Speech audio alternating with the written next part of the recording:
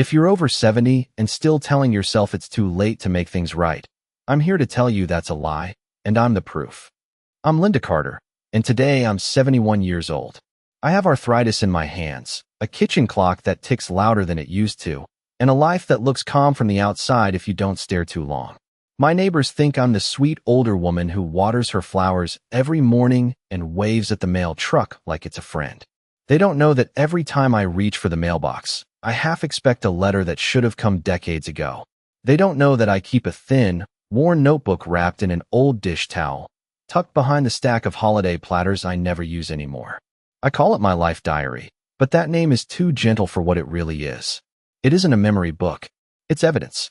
It's the quiet record of one decision I made, one choice that seemed small enough at the time to hide in my pocket, until it grew heavy and sharp and slowly cut through everything I loved.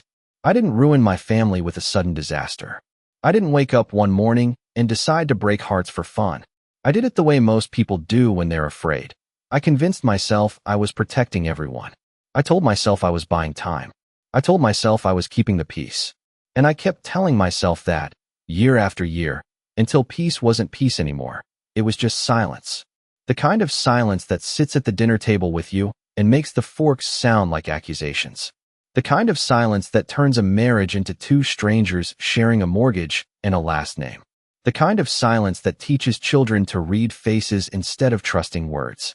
Robert, my husband, used to come home smelling like sawdust and black coffee, dropping his keys in the same ceramic bowl by the door, kissing my cheek like it was the easiest thing in the world.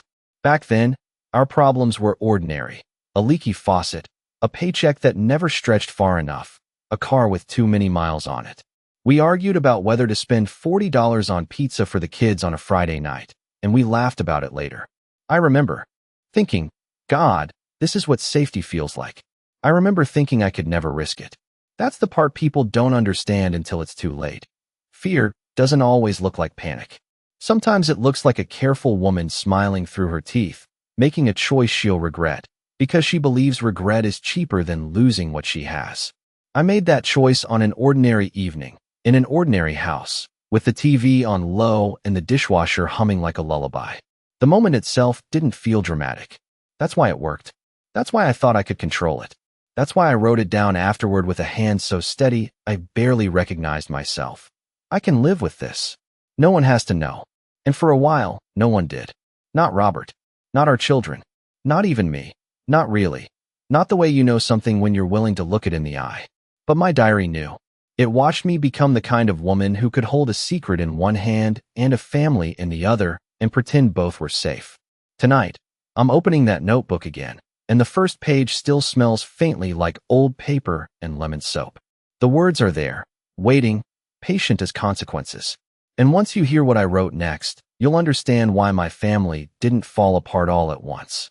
It happened slowly, the way wood rots from the inside, until one day you lean on what you trust, and it finally gives way.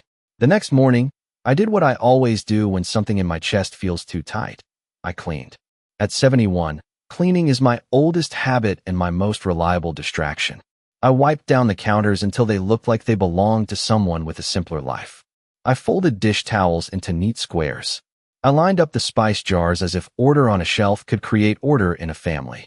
Then I made coffee the way Robert liked it, even though Robert had not lived under this roof in a long time, and I stood by the window watching the early light touch the street. The neighborhood was quiet, the kind of quiet that used to feel peaceful. Now it felt like an audience holding its breath. I took the diary out again and set it on the kitchen table. The cover was soft from years of handling, the corners rounded like they had been worried by nervous fingers. I opened to the first pages, back when my handwriting was smaller and more confident, and it was like stepping into a photograph of a woman I barely recognized. I had written about ordinary things first, because that is how every story starts before it becomes something you cannot undo. I wrote about how Robert laughed with his whole face, like he did not know how to hide joy. I wrote about the way he fixed the porch step with 2 boards and a can of nails, and then stood back like he had built a cathedral. I wrote about our first house, a little place that smelled like fresh paint and bargain detergent, with a yard too small for big dreams, but big enough for a swing set. I wrote about our kids when they were still little enough to fall asleep in the back seat, and still trust that their parents could solve anything. We were not rich. We were never even close. Robert worked long hours and came home with tired eyes, and I stretched grocery money like it was a sport. I learned the prices of every can and every cut of meat the way other women learned fashion trends. If chicken was on sale, we ate chicken for 3 nights. If the gas tank was low, I planned errands like a military operation. We measured our life in dollars and minutes, not because we were greedy, but because we were trying to stay afloat without letting the kids notice the water. The diary reminds me that I was proud of that. Proud of being capable. Proud of being the one who could make a small house feel like a home. Proud of being the wife who held everything together while Robert held up the roof. That is the part that makes what happened next so hard to admit. I did not make that choice because I did not love him. I made it because I loved the idea of what we had, and I was terrified of being the woman who lost it. In those early pages, I can see the exact season when the fear started to creep in. It was not a big tragedy. It was not an accident or a scandal. It was a slow change, the way the air shifts before a storm. Robert started talking less at dinner. He would stare at the television like it had answers, even when it was just a game show. He started carrying stress in his shoulders, and I started carrying it in my stomach. Money got tighter. One unexpected bill could knock us off balance for months. I remember one winter when the heater made a rattling sound, and Robert said, "We will deal with it," in that calm voice he used when he was trying not to worry me. I wrote that sentence down because it sounded like a promise, but it felt like a warning. Around that time, I began telling myself little stories to keep my nerves quiet. I told myself that other families had it worse. I told myself that marriage was supposed to be hard sometimes. I told myself that if I could just keep everything steady, the kids would grow up safe and Robert would breathe again and we would laugh the way we used to. And then came the evening I keep circling back to, the one that looks harmless if you only read it fast. The dishwasher humming, the television low, the kids upstairs, Robert in the shower. A phone call that made my whole body go cold, even though the house was warm. I remember holding the receiver and hearing a voice I did not expect to hear, saying my name like we had spoken yesterday. In the diary, my next line is not emotional. It is not dramatic. It is practical. That is what scares me most. I wrote, "If I tell Robert, it will change everything. If I do not, I can keep the family together." And right there, on that ordinary night, I chose silence and called it love. After I hung up, I stood there with the receiver still warm against my palm, listening to the dial tone like it was trying to scold me. I remember looking at the kitchen calendar, the one with a picture of a lighthouse and little boxes filled with school events and bill due dates, and thinking, this is real life. This is what matters. Not that voice on the phone, not the past trying to crawl into my present. I rinsed my hands at the sink even though they were not dirty, then I opened the refrigerator and stared at the shelves until I could pretend my mind was empty. When Robert came out of the shower, he smelled like soap and steam, and he wrapped his arms around me from behind while I stood at the stove. "Everything okay?" he asked, casual and kind. I said yes. I said it the way a person says yes when they mean, "Please do not make me explain." I served dinner. I asked the kids about homework. I laughed at something on television.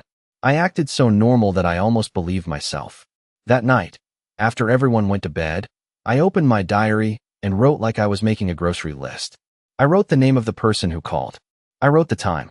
I wrote what was said in plain words. No drama, no shaking ink. I wrote, "He said it is time I know the truth." Then, underneath it, I wrote my choice. I will handle it. Robert does not need to be dragged into this. At the time, that sentence sounded noble. It sounded like strength. It sounded like marriage. What it really was, if I am honest, was control. I wanted to control the story. I wanted to control what Robert felt, what the kids saw, what our home looked like from the outside. I wanted to control time itself, as if secrets could be stored like canned food and pulled out only when convenient. The caller was someone from before Robert. Not a stranger, not exactly. Someone connected to a part of my life that Robert never asked too many questions about because he trusted me, and because we were busy building a future. The voice told me there was something I had never been told, something that had been kept from me on purpose, something that could change the way I saw myself and the way I understood my family. The voice was not threatening. That was the problem. If it had been threatening, I could have gotten angry. I could have told Robert. I could have asked for help. Instead, it sounded almost reasonable, like a person calling to return a package that had been misdelivered. "I found something," the voice said. "It belongs to you, but you need to decide what you want to do with it." I asked what it was. The voice hesitated, then said, "It is not a thing. It is a fact." And my body reacted before my mind caught up.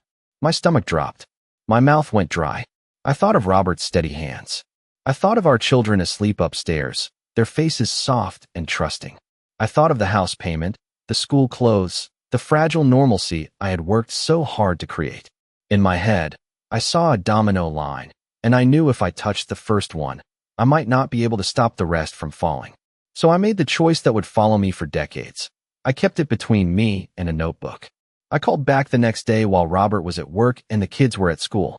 I stood in the laundry room with a basket of clean towels, speaking quietly like the walls could listen. I agreed to meet. I did not tell Robert where I was going. I told him I was running errands. That was not unusual. I was always running errands. I was always the responsible one, the capable one. It was easy to hide behind that role. I met the caller at a diner off the highway, the kind with cracked vinyl booths and coffee refills that never ended. I chose a booth near the window so I could see the parking lot, like that would keep me safe. The man slid an envelope across the table. It was thick, worn at the edges, like it had been opened and closed too many times. He did not raise his voice. He did not demand anything. He just watched me and said, "Once you read it, you cannot unread it." I should have stood up and walked out. I should have taken the envelope home and placed it in Robert's hands and said, "We will face this together." Instead, I tucked it into my purse and said the words that became my curse. "I will take care of it." The envelope sat in my purse like it was alive. I could feel its weight against my hip while I drove home, every stoplight giving me too much time to think. I told myself I would wait until the house was quiet, until I had privacy, until I could read it without emotions getting in the way. That was the lie I used to make the next lie. Feel reasonable. When I pulled into our driveway, the afternoon sun was bright on the lawn, and the whole place looked so normal it made me angry. I walked inside, set grocery bags on the counter to make my story believable, and smiled at our youngest when he ran in asking for a snack. I handed him an apple and watched him bite into it like the world was safe. Then I went to the bedroom, closed the door, and took the envelope out. My hands were steady again, which scared me. I expected shaking, tears, something dramatic that would prove this mattered. Instead, I moved like a woman balancing a checkbook. I slid a finger under the flap and opened it carefully, as if neatness could protect me. Inside were photocopied documents and a folded letter with my name written on the front in a handwriting I recognized and did not want to recognize. The first sentence hit me like cold air. It was a confession, not from me, but about me, about something that had been decided long before Robert ever kissed my cheek in our kitchen. The letter explained a choice someone else made on my behalf, a decision meant to spare embarrassment, to keep a reputation clean, to keep life tidy the way some families like it. It described a truth that was not illegal or scandalous in the way people imagine, but it was personal in a way that changes everything. It rearranged my past. It called into question the stories I had told myself about who I was and where I belonged. And the most dangerous part was not the information itself. The most dangerous part was what it would do to Robert if he knew I had kept it from him, because I could already picture his face, that moment when trust cracks and a person realizes they have been living beside someone they do not fully know. I sat on the edge of the bed and read the letter twice, then a third time, like maybe the words would change if I stared hard enough. My mind tried to bargain. It tried to edit. It tried to turn the truth into something smaller. But it stayed the same. I felt heat rise behind my eyes, but I did not cry. I was not ready to be soft. I was in problem-solving mode, which was my favorite place to hide. I gathered the pages back into a stack, slid them into the envelope, and stared at it like it was a bomb I could defuse with enough planning. Then I did something that, looking back, seems almost absurd. I hid it. Not in a safe place, not in a lockbox, just behind the holiday platters in the kitchen cabinet, where I knew Robert would never look because he never hosted, never arranged, never reached for the things I controlled. That was my first real act of betrayal. Not the secret itself, but the way I decided it was mine alone to manage. For the next few days, I moved through our home like I was wearing a sweater that itched from the inside. Robert would talk about work, about a coworker's new truck, about the price of gas, and I would nod at the right times while my mind replayed that letter. Our oldest asked me for help with a school project, and I heard myself answer in a voice that sounded normal, but I was not fully present. At night, Robert would reach for my hand in bed, and I would let him, because refusing would raise questions I was not prepared to answer. The secret did not change our schedule. It changed my eyes. I started watching Robert for signs of suspicion, even though he had given me no reason to doubt him. I started over-explaining small things. I started making my errands more detailed than they needed to be. And because Robert was a man who noticed patterns, he noticed something was off. One evening he looked at me across the table and said, "Linda, you have been quiet lately. Are you worried about something?" I had 100 chances to tell him right then. I could have taken his hand and said, "I just learned something that scared me, and I need you." Instead, I smiled, just slightly, and said, "I am fine. I am just tired." Robert did not argue. He just studied me for a long second, then nodded like he was storing that moment away. Later that night, I opened my diary and wrote a sentence that still makes my stomach tighten when I read it. He asked. I lied. I do not know how many more times I can do this. The problem with keeping a secret is that it does not stay in the drawer where you put it. It shows up in your voice. It shows up in the way you flinch when the phone rings. It shows up in the way you overpack a kid's lunch like extra snacks can cover up the fact that you cannot swallow your own fear.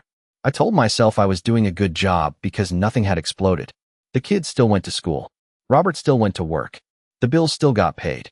From the outside, our life looked like a line that kept moving forward. But inside the house, something shifted. It was subtle at first, like a draft you cannot find. Robert started watching me when he thought I was not looking. Not in a jealous way, not in a dramatic way, but in the quiet way of a man who has been married long enough to recognize when his wife is carrying something she will not share. I became careful with my words. I started answering questions with too many details. If I said I went to the grocery store, I would list everything I bought. If I said I stopped for gas, I would mention the price per gallon.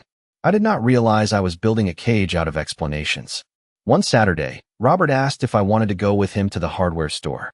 It was a simple invitation, the kind couples make without thinking. I said no. I had things to do. He nodded, grabbed his keys, then paused at the door and looked back at me. "Linda," he said, "you used to like coming with me." I laughed lightly and said I was just tired. He did not smile back. He left anyway, and the sound of the door closing felt heavier than usual. That afternoon, I pulled the envelope out again. I told myself I needed to decide what to do with it. I told myself I would read it one more time and make a plan. Instead, I stared at it and imagined two futures. One where I told Robert, and everything changed immediately, and one where I kept quiet, and everything stayed the same. The second future looked easier. It looked calmer. It looked like control. So I chose it again, without even having to say the choice out loud. The next week, the caller reached out once more. This time it was not a phone call. It was a note in the mailbox, folded small, and tucked under a coupon flyer like it was meant to blend in. The note had one sentence.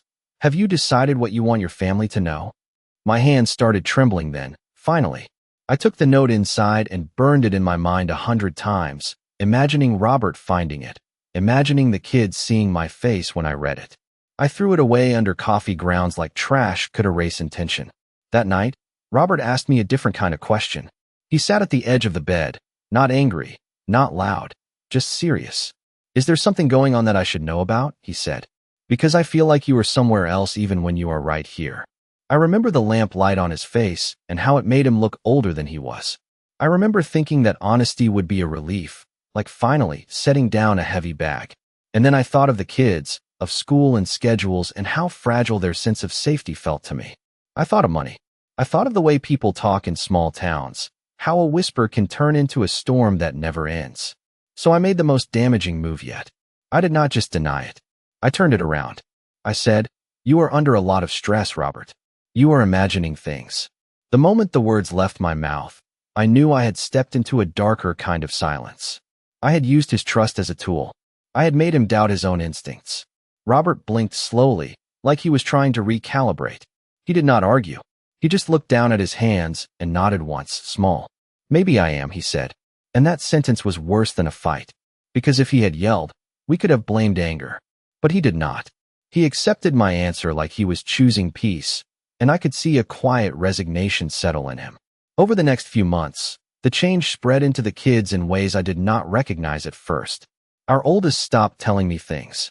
Not big things, just ordinary things, like who sat with them at lunch, what they were excited about, what worried them. Conversations became shorter. Our youngest started asking Robert questions instead of me, like he sensed which parent was steady. I told myself it was normal growing up. I told myself teenagers pull away. I told myself kids get busy. But deep down, I knew it was me. I had become unpredictable in a way that did not look like chaos, but felt like distance. I was present, but not open. Caring, but guarded. And the worst part was that I kept thinking, if I can just hold on a little longer, I can fix this without anyone getting hurt. That is what people like me tell themselves right before they realize that holding on is the same as pulling everyone down with you. By the time the kids were in high school, I was living two lives without ever leaving town. On the surface, I was still Linda Carter, the mom who signed permission slips and sat on hard bleachers during basketball season and kept cough drops in her purse. Underneath, I was a woman who flinched every time the mailbox lid clanged shut, because I was waiting for something that had been set in motion years before I even met Robert. I started keeping the diary closer, not because I wanted to write, but because I was terrified I would forget a detail and lose control. I would reread the same pages late at night, tracing my own sentences like they were instructions. The more I read, the more I realized the secret was not just an event. It was a habit. It was the habit of choosing silence over partnership. It was the habit of choosing a smooth surface over a truthful foundation. And it all came back to what was inside that envelope. The truth I tried to manage like a problem instead of a reality. The letter in the envelope was written by my aunt, my mother's older sister, and I had not heard from her in years. She was the kind of woman who believed in doing things the proper way, which usually meant doing them quietly and pretending nothing messy had ever happened. Her handwriting was sharp, the way her opinions always were. She did not apologize. She did not soften. She simply laid out facts that made my chest feel hollow. When I was 17, I had gotten pregnant. I had not told anyone at school. I had not told friends. I had not even said the word out loud to myself until my mother noticed I was avoiding mirrors. My parents handled it the way families like ours handled anything that might embarrass them. They sent me to stay with my aunt for a few months, told neighbors I was helping with family, and made me promise I would never speak of it again. I gave birth in a small hospital in a town I barely knew, and my baby was placed for adoption almost immediately. There was no scene, no shouting, no dramatic goodbye, just forms, signatures, and a nurse who looked at me with tired compassion. My parents told me it was best. They told me it would ruin my life if anyone found out. They told me I would move on, finish school, meet a nice man, and someday have a family the right way. I did what they wanted because I was scared and young and trained to obey. The one choice that came back to destroy my family was not that I had been a frightened teenager. It was what I did years later, when I was older, married, and finally safe enough to tell the truth, and I still chose to bury it. According to the letter, my adoption file had been reopened. The child I had placed was now an adult and had asked for information. That was why the caller found me. Not to threaten me, not to blackmail me, but to force a decision I had avoided my entire adult life, whether I would let the truth exist in the open or whether I would keep protecting a version of myself that was polished and acceptable. When I read that, my first thought was not about the child. My first thought was about Robert, about the kids, about our last name, about what this would do to the story my family lived inside. I hated myself for that, even then, but I could not stop it. Fear has a way of making you selfish while you are convincing yourself you are being responsible. I remembered Robert's face the first time we brought our oldest home from the hospital, the way he held that tiny bundle like it was a promise. I remembered our children growing up believing their mother had no past beyond meeting their father. I remembered the way our life depended on the idea that nothing complicated had ever happened to me. And instead of saying, "Robert, there is something you need to know," I doubled down on silence. I met the caller again, this time not at the diner but in a parking lot behind a public library, because I could not stand the idea of someone in town seeing me at a booth with a stranger and putting pieces together. The caller was not the child. The caller was a man who worked with the agency, calm and careful, like he had seen this 100 times. He handed me another paper, a form that would allow limited contact if I chose it. He said the adult child was not asking for money, not asking for anything except answers. Even one letter, he said gently. Even a few lines can help someone feel less lost. My throat tightened. I wanted to be brave. I wanted to be the kind of woman who could face consequences. But then I thought of my children at home, doing homework at the kitchen table, and I imagined telling them they had a sibling they never knew existed. I imagined Robert's silence turning into something colder. I imagined holidays splitting into awkward halves. I imagined judgment in the eyes of people who had no right to judge me. And I did what I had been trained to do since I was 17. I made the uncomfortable truth disappear. I told the agency man I was not ready. I told him I needed time. He nodded, but his eyes said he had heard that before. As soon as I got home, I wrote in the diary, "This is mine to carry. If I open this door, I will lose everything." That sentence became my excuse for years. Every time guilt rose up, I pushed it back down with the same logic. I was protecting my family. But protection is supposed to keep people safe, not keep them in the dark. The cost of my choice showed up in small ways at first. I started guarding the mail. I started keeping the diary locked in a drawer, then hiding the key, then changing the hiding place because paranoia makes you irrational. I opened a post office box 20 minutes away so nothing would ever arrive at our house. I told Robert it was for coupons and warranties. He did not argue, but I saw his eyes narrow like he was filing that away. I began driving alone more often, saying I needed quiet to think, when the truth was I needed distance from the people I was lying to. Meanwhile, the agency kept reaching out with polite letters, each one reminding me that someone out there existed because of me, someone who had grown up with questions I refused to answer. I did not respond. I told myself silence was kinder than disruption. Then one evening, months later, Robert was sorting receipts for taxes at the dining room table. He picked up a small slip of paper from my purse that I had forgotten to throw away. It was a receipt for the post office box, with a town name he did not recognize. He looked up at me, and his voice was calm, but not casual. "Linda," he said, holding up the receipt between two fingers, "why do you have a post office box in Maple Ridge?" Robert's question did not sound angry. That was what made it terrifying. Anger would have given me something to fight, something obvious. Instead, he asked like a man checking a fact, like a man who had finally found the loose thread and was deciding whether to pull. The receipt fluttered slightly in his hand as the ceiling fan turned, and I swear I could hear my own heartbeat over the quiet hum of the house. The kids were in the living room, half watching television, half arguing about homework, their voices normal and careless. That normal sound made my throat tighten because I knew it was about to become a before and after moment. I could have told the truth right then. I could have said, "I am scared and I need you." I could have handed him the diary, open to the pages where I wrote the parts one was too ashamed to say out loud. Instead, I did what I had practiced for years. I lied fast, and I lied smoothly. "It is nothing," I said, forcing a small laugh. "It is just easier to get packages there." I did not want the kids to see their birthday stuff. Robert held my eyes. He did not look away. He did not nod. He just waited, and in that pause, I realized he was not asking for a clever explanation. He was asking for honesty. "That is not what this is," he said quietly. "Linda, I am not stupid. You have been disappearing in pieces for a long time. I have tried to tell myself it is stress. I have tried to tell myself you are tired. But you are hiding something, and now I have proof you are hiding something outside this house." My mouth went dry. My mind scrambled through options like a desperate person searching for a spare key. Admit part of it. Admit a harmless version. Turn it into something he could accept without asking more questions. That is what I did. I admitted the post office box, but I wrapped it in a story that sounded practical. I told him I opened it because our mail had gone missing once, because I was worried about identity theft, because I read an article about scams.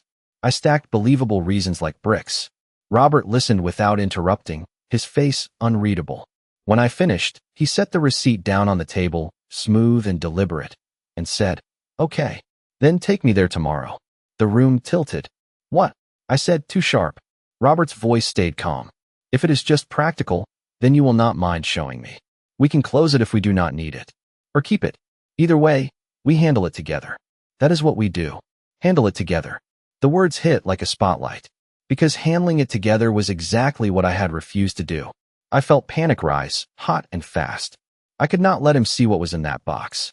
I could not let him see the letters, the forms, the polite requests for contact that I had buried like they were shameful. I could not let him see proof that I had made decisions about our family without him. So I did something worse than lying. I made him the problem again. I narrowed my eyes and said, "Why are you suddenly controlling me? I am your wife, not your employee." Robert's jaw tightened. "This is not control," he said. "This is concern. This is marriage. You are acting like I am the enemy when I am the only person in this house who is supposed to be on your side." The kids' voices in the living room got quieter, as if they sensed the temperature change. I lowered my voice and told Robert we should talk later. Robert did not move. "No," he said. "Not loud. Just firm. Later is what you always say. Later never comes. I need you to tell me the truth. Now." My hands started shaking. I pressed my palms against the edge of the table, trying to steady them. For a second, I saw a different version of my life. One where I took a breath and said, "When I was 17, something happened, and I have been afraid ever since." But fear does not like truth. Fear likes control. So I offered him a half-truth instead, the kind that sounds honest but keeps the center hidden. "Before I met you," I said, "I had a situation. Something I do not like to talk about. Someone from that time reached out, and I did not want it to disrupt our family. That is all." Robert's eyes changed. Not because I had said something scandalous, but because I had finally admitted that the distance had a name. "A situation," he repeated, as if tasting the word. "Linda, you are telling me there is someone from your past reaching out, and you opened a secret mailbox, and you have been acting strange for months, and you want me to accept the situation." I swallowed hard and nodded like that should be enough. Robert stood up then, slowly, like his body had made a decision his heart was still catching up to. He walked to the kitchen doorway and looked toward the living room. "Kids," he called, steady and gentle. "Go upstairs for a bit." Our oldest appeared in the hallway, eyebrows raised, eyes sharp with teenage suspicion. "Why?" the kid asked. Robert did not explain. He just repeated, "Please. Upstairs." The kids hesitated, then obeyed, their footsteps heavy on the stairs. The sound of them going made my stomach twist, because now there were witnesses, even without words. Robert turned back to me. His voice was softer now, and that softness felt like the last chance. "Linda," he said, "whatever this is, we can face it. But I cannot keep living with a wife who looks at me like I am not safe." My eyes stung. I wanted to say I was sorry. I wanted to hand him the diary. But the old training, the old shame, the old fear of being judged rose up like a wall. "You would not understand," I whispered. Robert exhaled through his nose, almost like a laugh, but there was no humor in it. "Try me," he said. I opened my mouth, and nothing came out. Because the truth required me to admit not just what happened when I was 17, but what I had done as an adult, as a wife, as a mother. I had chosen silence again and again, and I had used love as my excuse. Robert watched me fail to speak, and something in his face settled into certainty. "Tomorrow," he said, "I am going to Maple Ridge with or without you. If you go with me, you can explain it. If you do not, I will open that box myself and find out what you have been hiding."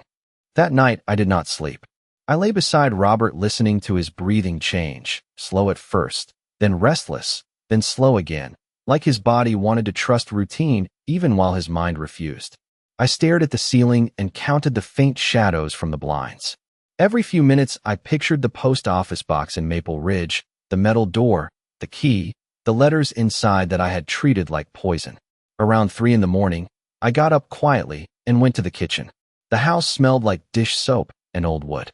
I pulled the diary from behind the holiday platters and set it on the table like a confession I could not keep hidden anymore.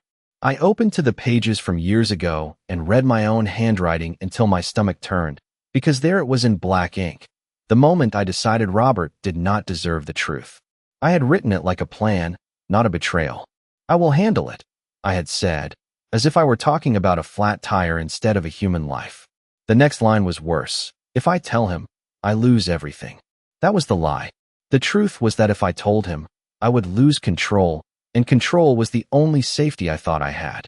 When the sun finally came up, pale and thin, Robert was already dressed. He did not look at me like a stranger, but he looked like a man bracing for impact. "Are you coming?" he asked. His voice was steady, which made me feel even smaller. I nodded because I knew if I stayed home, he would go without me, and whatever he found would land like a verdict with no context. We drove in silence. The kind of silence that is not calm, just restrained. Maple Ridge was 20 minutes away, close enough to feel familiar, far enough to feel like I was sneaking out of my own life. The post office was a plain building with faded posters in the window and a flag that snapped lightly in the wind. Robert parked, shut off the engine, and looked at me. "Linda," he said, not harsh, "before we walk in there, tell me the truth." My throat tightened. I could feel the old shame rising, the shame my family had taught me to hide because it was better that way. I stared at my hands in my lap and forced the words out. "When I was 17, I got pregnant," I said. Robert's face did not change at first. He just listened, eyes fixed on me like he was afraid to blink. "My parents sent me away," I continued, voice shaking. "I had the baby. The baby was placed for adoption. I never talked about it again. I thought it was buried. I thought it was over." Robert swallowed slowly. "And this is about that?" he asked. I nodded. "Someone reached out," I said. "The agency. They said the child is an adult now and asked for information. They asked if I would write a letter. They asked if I would be willing to have contact." I panicked. Robert let out a slow breath, and for a moment I saw compassion flicker in his eyes. Then his brow tightened. "Linda," he said, "why did you not tell me?" That question was the knife I had been avoiding. I did not say I was afraid you would judge me, even though I was. I did not say I was afraid you would look at me differently, even though I was. I said the real reason. Because I thought I could control it. I whispered. I thought if I handled it quietly, I could protect our family from change. Robert stared at the dashboard like he was trying to reorganize his whole understanding of me. "Protect," he repeated. Then he looked back at me, and his voice dropped. "You did not protect us. You shut me out." Tears blurred my vision. "I know," I said. "I know." We walked inside. The air smelled like paper and floor wax. I asked for the box with a voice that sounded too polite, and the clerk slid a small metal key across the counter. My fingers felt numb as I turned the lock. The door swung open with a soft click, and there they were. Envelopes, official letters, forms, a folded page with the agency's return address. All of it sitting in that box like it had been waiting for Robert to see it. Robert reached in and pulled out the stack slowly. He flipped through the top pages and then stopped, eyes landing on something that made his face go still. "You have been getting these for how long?" he asked. My chest tightened. "Years," I admitted. Robert looked at me then, and the compassion was gone, replaced by something quieter and more devastating. "So this is not just your past," he said. "This is your present choices. You have been making them without me for years." I opened my mouth to explain, but there was no explanation that did not sound like an excuse. Robert put the papers back in the box like they were evidence in a case he never wanted to be part of. Then he said, softly, "I could have carried this with you. I could have loved you through it. But you did not give me the chance." We drove home with the box closed and the truth wide open. Outside, the sky was bright and clear, the kind of day that should have felt hopeful, but all I could think was how cruel it is that the world keeps moving while a family quietly falls apart. Robert did not yell. That made it worse. He chose distance instead of anger, because distance was the language I had taught him for years. When we got home, he walked past the kitchen table as if it belonged to strangers, then went upstairs and closed the bedroom door with a softness that felt more final than a slam. The children noticed right away. They tried to act normal, pretending to focus on their own lives, but I could feel them watching. Us, waiting for answers. At dinner, Robert spoke only when necessary. He asked our youngest about school, nodded at our oldest, refilled his water, and never once looked at me. I wanted to reach across the table and take his hand, but I had spent too many years teaching myself not to reach when things mattered most. My silence had become a habit deeper than love. After dinner, our oldest followed me into the kitchen and asked, "What is going on?" The question was not curious. It was wounded. I had a chance to tell the truth then, but I still chose caution over honesty. I said, "Your dad and I are working through something." My child looked at me and said, "You always say that." Then they walked away, and I felt every year of vague words settle onto me like weight. The days after that were quiet, but not peaceful. Every sound felt sharp: cabinet doors, footsteps, sighs. Robert started sleeping on the couch. He said it was for his back, and I let him say it because we both knew it was for his heart. I tried to fix things the only way I knew how, by being useful. I made his favorite breakfast, folded his shirts the way he liked, ran errands, paid bills, cleaned until the house looked perfect. None of it mattered. One night, I sat alone at the dining room table with the diary open and wrote. I thought silence was safety, but it was poison. Weeks later, Robert finally said what I had been avoiding. Standing in the kitchen with his keys in his hand, he told me he did not know how to stay close to someone who could live beside him and keep whole years hidden.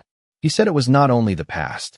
It was everything after, the way I managed our life and taught our children that truth could be delayed. When he kissed our youngest on the head before leaving, I saw my child lean into him like he was the only stable ground left. When the door closed, I understood the cost. I had not only kept a secret, I had built a home where love survived, but trust starved slowly.